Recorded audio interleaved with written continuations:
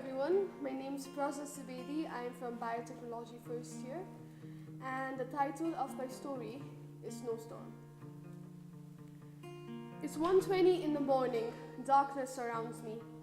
I feel at home here. I feel at home more than I felt anywhere since that night. Ironically, I feel at home in this pitch black night, sitting on top of this building, on the very ledge.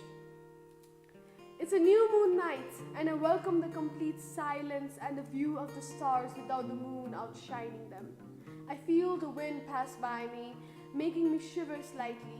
It brushed past my hair, like fingers trying to tame its wildness. I feel the storm coming in as I sat on the ledge covered by snow. I pull the sleeves of his jacket to cover my fingers. It might not be the setting that gives me the feeling of home. It might be his cologne and his own unique smell that makes me feel like I'm wrapped in his arms. It's been a few weeks. The smell has started fading, but it is the only way I feel complete anymore. I met him when I was 3.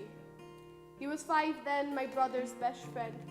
Andy never wanted me to play with him because apparently I was supposed to like Barbie dolls more than baseball, but that just wasn't me. He hated the fact that I could give him a run for his money in a lot of sporty activities, and I was as good as him, maybe even better, in certain sports. He was nothing like that. He loved that I was a tomboy through and forced Andy to let me play with them. Even back then, I think we knew we were made for each other because I always threw tantrums, and he did too, every time we were separated. Something in me just craved to be near him at all times. I developed a full-blown crush on him near the end of middle school while he was already in high school. The short, little, brown-haired kid had grown into a giant of a man with his height and broad chest. Andy was a quarterback by then, and being his best friend made him popular too. But he never basked in it like my brother, no.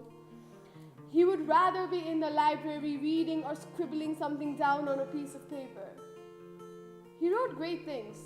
Poetry, stories, articles, all of it. And me, being the kid that had always loved novels and writing over socializing, would be there too.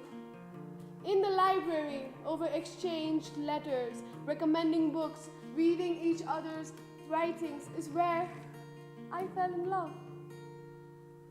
I never had the guts to tell him. And when I look back at it now, I know those reasons are stupid reasons. But that is what happened.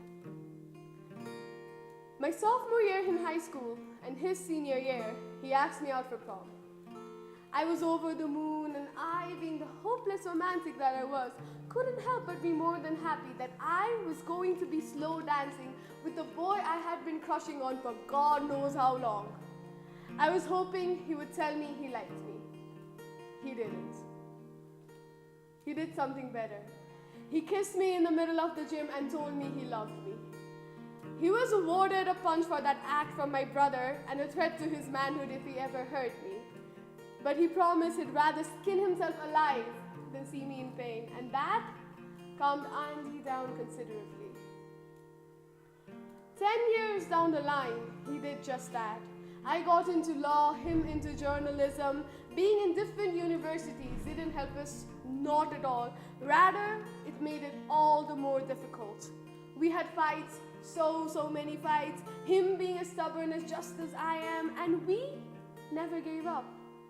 We fought for each other as we argued with each other because I was in love with him, and I fell in love with him more and more every single day.